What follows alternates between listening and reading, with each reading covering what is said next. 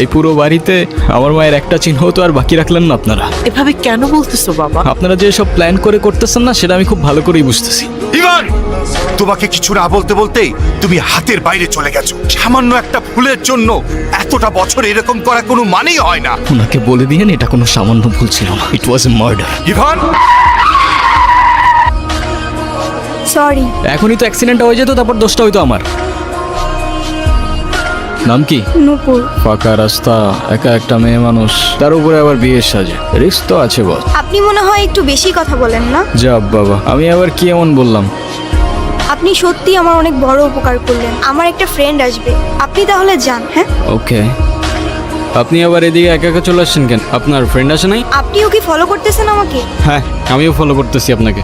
নেন। সরি, আসলে আমার একদমই খেয়াল ছিল না। আপনি কি আমাকে একটু শ্যামপুর স্টেশনে পৌঁছে দিতে পারবেন? ওকে, প্যারা নাই, চলেন বাসায়। জানে কি এই যে পালিয়ে বিয়ে করছেন? এত কিউরিসিটি থাকা ভালো না, বুঝেছেন? না, আজকাল তো 2 দিনে ভালোবাসা হয়, 3 দিনে পালানোর পর 4 দিনে ডিভোর্স হয়ে যায়। তা আপনার কত দিনের রিলেশনশিপ? অনেক দিন। আপনার কল আসতেছে, কলটা ধরেন। কি হলো, থামলেন কেন? আমার ক্ষুধা লাগছে, খাইতে যাব। আপনি খাবেন? না। ঠিক আছে, খাইলে আসেন, না খাইলে নাই। আচ্ছা, আপনি কি মানুষ বলুন তো? একটা মেয়ে না করলো আর সাথে সাথে তাকে রেখে চলে আসলেন? আপনার ভাগ্যটাও ভালো, আমি আপনাকে 2বার জিজ্ঞাসা করছি। তা না হলে একবারের বেশি 2বার আমি কাউকে বলি না, বুঝলি? চলেন তাহলে আপনাকে পৌঁছে দেই। ঠিক আছে তাহলে, আই গেস আমাদের জার্নি এখানেই শেষ। আচ্ছা, আপনার বয়ফ্রেন্ড কই? আচ্ছা, আপনার ফোনটা একটু দেন তো। শিওর। কি হয়েছে, তুমি কল ধরতেছো না কেন? আমি স্টেশনে এসে দাঁড়ায় আছি। তুমি চলে আসছো, আসলে একটা প্রবলেম হয়ে গেছে বুঝছো? প্রবলেম মানে কি হয়েছে? আসলে দেখো, বাসায় সব জানাইছি। আম্মু বলতেছে যে মেয়ের বাপ মায়ের পরিচয়টাই নাই, সেই মেয়ের আমি ঘরে তুলতে পারবো না। আমার আসলে কিছু করার নাই, আমি আমার ফ্যামিলির কথার বাইরে চাইতে পারবো না। নেন, এই শহরের মানুষগুলোর জন্য কান্না করে লাভ নেই, মুখটা ধুয়ে ফেলেন, আর পারলে সাথে নিজের কষ্টগুলোও মুছে ফেলেন। বলছিলাম না, আজকাল মানুষের 2 দিনে ভালোবাসা হয়, 3 দিনে পালাই গিয়ে 4 দিনে ডিভোর্স হয়ে যায়। আপনার তো তাও ভাগ্য ভালো, আগেই কাহিনী শেষ। আমার সাথে বারবার কেন এমন হয় বলতে পারেন? সে যেহেতু আসে নাই, আপনি বাসায় ফিরে যান। না, আমি আর ওই বাসায় ফিরতে পারবো না। ফিরতে চান না মানে? ঠিক বুঝতে পারলাম না। মা বাবা হারানোর পর আমি আমার মামা বাড়িতেই বড় হই। কিরে এত দেরি হলো যে? জায়গা যাও, বেতন দিছে না?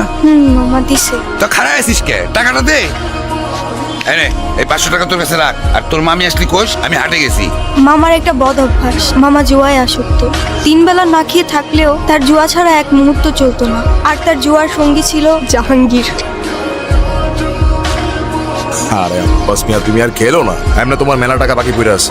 এমনি খেললে তো বাড়ি ঘর বন্ধ রাখতেও। এর থেকে তোমার আমি যেটা কইছি সেটা তোমার লেগে ভালো। জাহাঙ্গীর নিজের স্বার্থ উদ্ধারের জন্য সবকিছু করতে পারে। সুযোগ বুঝে আমাদের বাড়িতেও চলে আসে একদিন। রেখা, এগুলো ওরে পড়ায় নিয়ে আসো। আজকে জাহাঙ্গীরের লগে ওর বিয়া। মাইয়াডার তো কিছুই কর নাই। বেশি কথা বাড়ানো তো। যাও, ওরে রেডি করে নিয়ে আসো, যাও।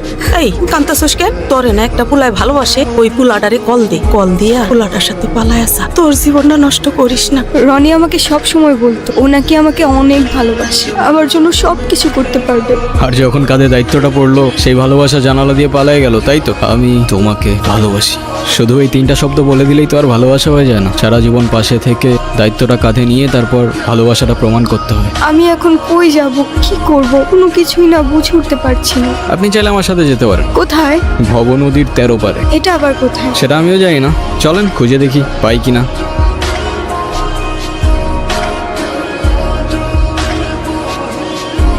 কি হলো? ফিউয়েল শেষ। এখন উপায়? আরে সেটা তো আমিও বুঝতেছি না। এ বাস বাইরো। এই কিরা? নিজের ভাগ্নিরে ভাগাই দিয়া তুই আমারে কইতেছস পাইছো? শালা টাকা দে, তুই আমার টাকা দে। এইসব কি কইতেছো জাহাঙ্গীর তুমি? এত টাকা আমি কই পাবো? তুই টাকা দিবি, আর নাহলে তোর ভাগ্নিরে তুই আনবি। ওর সাথে বিয়ে হওয়ার আগ পর্যন্ত এই শিরনে আমি খুব। মোস্তফা কি? আমার বাবা। মা আর আমি অনেকদিন বায়না করার পর অবশেষে একদিন বাবা আমাদের ঘুরতে নিয়ে যায়। মা মা আইসক্রিম খাবো। আইসক্রিম? দাঁড়াও, আমি যাবো আর আসবো।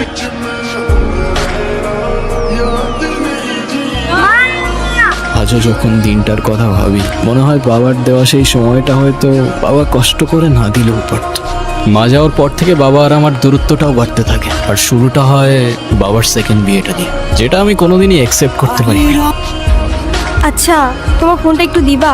মামিকে ফোন করে জানাই আমি ঠিকঠাক আছি। নূপুর, সকাল হয়ে গেছে, যেতে হবে। কোথায় যাব? ওই ছেলেটার না আসার কথা। আরে ওর ভরসায় বসে থেকে আর লাভ নেই, কোথায় না কোথায় কি খেয়ে পড়ে আছে কোনো ঠিক নাই। এই গুরু, আইসা গেছে আমি গুরু। কই ছিলি তুই? তেল নিয়ে আসছস? কিন্তু মেহমান ঠিকই নিয়ে আসছে। নপুর, আমি তোমারে বারবার বললাম যে আমি শেরওয়ানিটা পরাই, তো তুমি আমার লেগে এতটুকু অপেক্ষা করতে পারলা না? তোমার লেগে শেরওয়ানি আমি এখনো করিনি।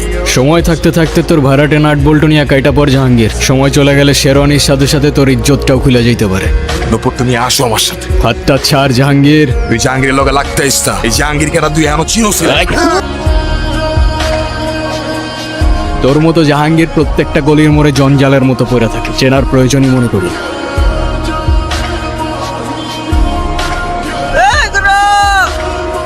এই, ছুরিটা নামা। বাবা কোথায়? তোর এই অবস্থা কি করেছে আমাকে বল। আমি কারোর জন্যই কখনো কিছু করতে পারিনি। তুমি কান্না করো না বাবা, আমি আসি তো। নুপুর কোথায়? তুমি নূপুরকে কিভাবে চেনো? আরে ওই তো, তুই কোথায় আছিস, কি করছিস, আমাকে সব খবর দিল। তারপরে সকালে এসে তোর এই অবস্থা দেখলাম। তোর গায়ে কে হাত দিছে খালি একবার বল, বাকিটা আমি দেখছি। বলেন মা কবুল। আমি কবুল বলবো না। বিয়ে করবি না মানে? করবে না মানে করবে না।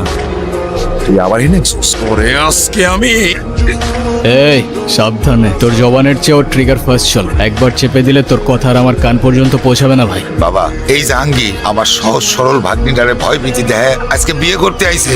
আমারে বাঁচাও বাবা। এ বাস, এই তুই আমার লোকে পড়ে নিতেছস? তোর ভাগ্নির সাথে বিয়ে দেওয়ার কথা বলে তুই আমার কাছ থেকে 1.5 লাখ টাকা নিছস। তুই এখন তোর ভাগ্নির লোকে আমার বিয়ে দিবি আর নালে টাকা দিবি? একটা মানুষ এতটা স্বার্থপর হয় কি হল? আপনার নিজের মেয়ে হলে এটা করতে পারতেন। বাবা, আমার ভুল হয়ে গেছে, বড় ভুল হয়ে গেছে, আমার মাফ করে দাও বাবা। যার উপর জুলুম করছেন তার কাছে মাফ চান। আমারে মাফ করে দে মা। শোনেন আব্বাস মিয়া, আপনার মেয়ে এখন থেকে আমার মেয়ে হয়েই থাকবে। যেদিন আপনি আপনার স্বভাব চরিত্র পরিবর্তন করতে পারবেন, সেদিন এসে মেয়েটাকে দেখে যাবেন। আমার বাড়ির দরজা আপনার জন্য খোলা থাকবে। আই মা।